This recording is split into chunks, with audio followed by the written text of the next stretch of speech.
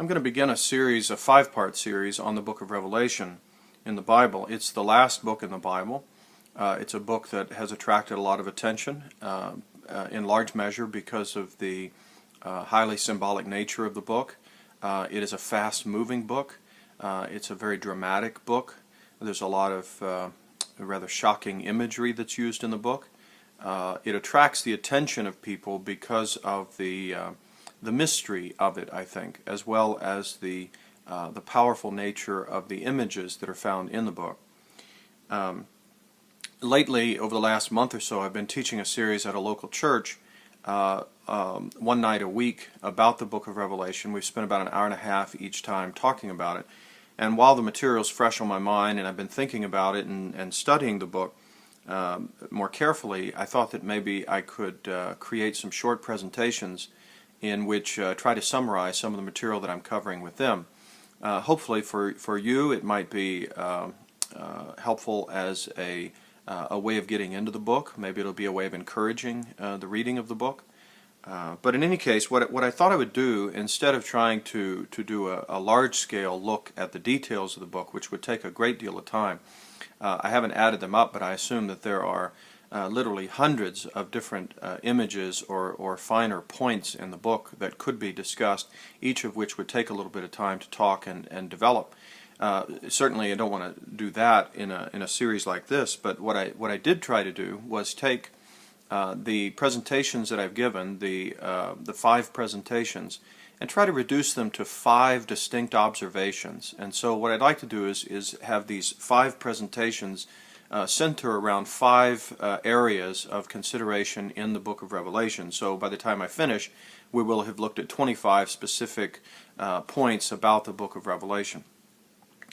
First of all, maybe we should say something about the title of the book. The book of Revelation, the Greek word underneath the word Revelation is from the word from which we get the word apocalypse, which has to do with an unveiling or a revealing of something.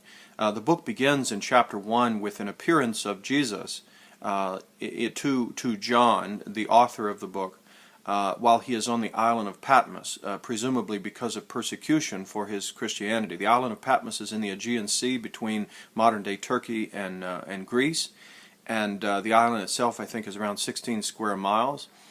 John, from what we can gather in the first chapter of the book of Revelation, was exiled to that island on account of his proclaiming the Christian faith. And while he's there, we're told in chapter 1 that he sees a vision of Jesus. And in that vision, he hears Jesus tell him to deliver a series of 7 messages to churches that are nearby. Those churches correspond to 7 cities that are in Asia Minor or modern-day Turkey. And so those 7 letters were messages of Jesus to these 7 churches, commending them for things that they were doing well, and correcting them about things that they needed to improve on. And perhaps I'll say a few words about those books later on, or those chapters. And then in chapter 4, John is caught up into heaven in some type of ecstatic trance or mystical state of mind. He's caught up into heaven and he sees a series of visions or images that come to him. That carries on through really the rest of the book, which is 22 chapters long. And again, it's, as I mentioned a few moments ago, it's a very fast-paced book. There's a lot that goes on in it. If you try to read it and carefully move through it, or sit down in one sitting and try to read through the book, I think you'll see that it is a very powerful series of images and experiences that John has that he's telling us about.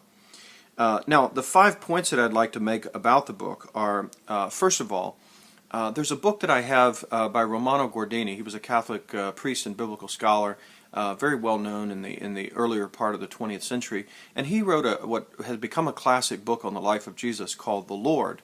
And in the last 75 pages or so of that book, he considers the book of Revelation and how it presents Jesus. It's a wonderful presentation, and one of the things he does is he talks about how the book of Revelation in many ways resembles a kind of dream state. As you probably know from your own experience, dreams often when you wake up, they don't make a lot of sense. While you're in the dream, they might make sense, or you know what you're experiencing to some degree. But then when you wake up, you realize that there were things that were brought together that are confusing or perhaps even contradictory, the way that they're brought together. And so what Gordini suggests is that we enter into the book of Revelation almost as if we would enter into a dream, that it's bringing together many different images that logically it's hard to picture them all together. It's hard to imagine all of these different images combined together in one type of experience. But we have to try to put ourselves in that state of mind, and if we get into the symbolism of the book, and if we get into the sort of mystical type of experience that the book is expressing, and try to get at the meaning of it, it can be a very, very powerful experience. And I'll remind you of that that approach to the book, or that way of looking at it as we go along. A second point that I'd like to make about the book is simply to address the question, why should we bother reading this book? Certainly from a Christian standpoint, we would want to read the book because it gives to us a Christian perspective on history. Where are things going? What is the world all about? What is God doing in the world? The book of Revelation presents to us a perspective of history, that things are moving along. It looks as if evil is getting the upper hand oftentimes. It looks as if the people of God are suffering, or they're not able to achieve their mission. But throughout the book of Revelation, we get a sense that God is sort of hovering above this, and that God's plans are going to be accomplished, and that they're going to be brought about, even though we might not see currently how that will be the case. We also see in the book of Revelation that God does things in the course of history. Even though there is great evil that's going on, God is at work in the midst of that evil, bringing good to it and doing something that will bring about a positive end to the story. Again, these are just suggestions that I'm making that I'll point out as we go along. The second observation I would make under that heading of why should we read this book is that it helps us to see things from a divine perspective. It helps us to get a bigger glimpse of what's going on in the world, rather than just looking at the very small range of things that I'm aware of and that I'm experiencing right now. It helps us to see from a much larger perspective what God is accomplishing and what God is doing. There is, as you look at the book of Revelation, there is clearly a sense in which God is over everything, and that God is even with the evil forces of the world, God is allowing certain things to happen, that evil does not have a kind of equal position over against God, that God is doing something here in the world in which the allowance of evil is something that ultimately is conquered by God in the world. It presents to us very powerful images and pictures of God, like in chapter 4, God seated upon his throne, and the 24 elders that surround the throne of God, and the lightnings and the flashings, and the great crystal sea before the throne of God, and the various ways in which God is seen to resemble various precious stones, and the light, the way they reflect off of God, all of which is designed to evoke a sense of awe and wonder before the God who reigns above all things in the heavens.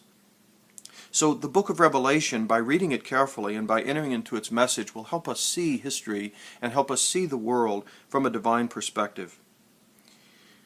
We might also ask the question, what does the book of Revelation have to do with us today? If we ask about why we should read it, does it apply to us today? And certainly the book of Revelation moves us toward a perspective of the absolute future, that things are moving toward a new heavens and a new earth, in which righteousness dwells and in which evil will be eradicated.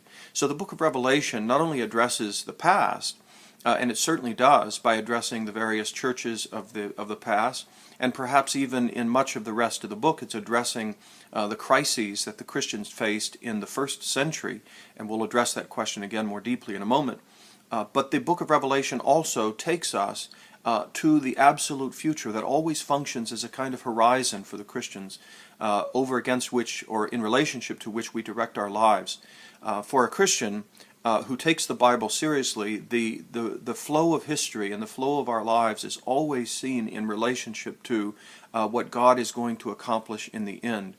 We don't live our lives just based on today. We live our lives based on a sense of God's ultimate plan that is being accomplished and is being carried out in the world.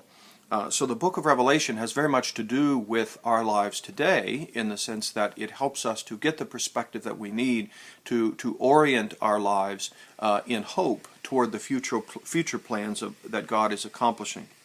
The third question, or the third main point that I'd like to make in this presentation is, how are we to interpret this book? What approach should we use to reading the contents of the book of Revelation? And there are, usually people speak of four main approaches to reading the contents of the book, and the focus here is really on the chapters from maybe 4 to chapter 19. In those chapters, we see a series of visions, some of which present to us some very powerful particular symbols, like, for example, a beast rising up out of the ocean, or a harlot woman that rides upon the beast. And the question that obviously would present itself to our minds is, what do these things refer to? And do they refer to things of the past? Do they refer to things of the present? There are four different interpretive approaches to the book. One is sometimes called the spiritual approach to the book. The spiritual approach sees the book as really not describing any one particular set of historical circumstances. Instead, what it does is it presents a perspective of all of history, that history in this world is characterized by forces of evil opposing good, and that this struggle is a timeless one. It continues to go on at least until the arrival of the new heavens and the new earth. But we shouldn't search for, according to this approach, we shouldn't search for specific historical fulfillments of the particular details of the book. It's more of a kind of parable or a set of symbols to represent a deeper struggle that is always present in history. A second approach is sometimes called the historical approach, that sees the book of Revelation as a kind of panoramic view of all of history, of all of Christian history, beginning with the life of Jesus and then culminating with the end of the world as we know it and the arrival of God's new heavens and new earth. The third approach is called the preterist approach, which sees the book of Revelation as really speaking about things that have already transpired, especially the chapters 4 to 19, and perhaps 20 as well. These chapters tell us about things that have already taken place, primarily in the first century, around the fall of Jerusalem, or perhaps the persecution of Christians under Emperor Domitian in the 90s of the first century. The fourth approach is called the Futurist Approach, which sees the book of Revelation, those chapters especially from 4 to 19 or 20, as referring to things that are still yet to happen. In fact, chapters 4 to 22 of the book would tell us about things that are still yet to occur. And there are some distinctions to be made within the Futurist camp of understanding the book of Revelation that we'll talk about later on when they become relevant. Now, among these four approaches, you might say, well, which is the best one? I think they all focus on something that is valuable about the book. It's not necessarily, just like I mentioned a moment ago, that the dream state that John enters into, the ecstatic state or mystical state of mind that he enters into when he writes the book, I don't think is one that we can just narrowly interpret in one of these approaches or another. Perhaps the book of Revelation is multifaceted, and each of these interpretive approaches perhaps put their finger on some aspect of the book and how it can be read. So we'll leave that question floating out there, and as we proceed through these presentations, maybe we can arrive at a better answer. The fourth point that I wanted to make about the book is simply to ask the question, what kind of writing is this? And it's usually classified as apocalyptic writing. Apocalyptic is a genre of ancient literature that we have a collection of such writings that have survived through the centuries, and as we go along, perhaps I'll highlight some of the features of it, but I would say that apocalyptic is a highly visionary, symbolic type of writing that is designed to sort of give hope to people who are suffering. It usually presents history on a two-tiered way of thinking, that on one level we have God and His reign, and then we have the things that are going on the earth, and then in the end we find God triumphing over what's going on the earth. And there's a great deal of similarity between the book of Revelation and some of these other ancient texts that we have from the ancient world. However, there are some significant differences between the book of Revelation and these others, and again, we may have opportunity to highlight those as we go along. A fifth point, very quickly, because I'm about out of time, a fifth point has to do with the dating of this book. And as it stands in the 21st century here, it looks as if there are two camps, or two schools of thought about when the book was written, both of which focus on two periods of intense persecution of Christians in the first century. One, the persecutions in Rome under Emperor Nero in the 60s, and the other, the persecutions of Emperor Domitian in the late 80s, early 90s of the first century. And we'll have reason to look back at that later on, but my time has expired. So those are the main introductory types of points that I wanted to mention as we get started looking at this book.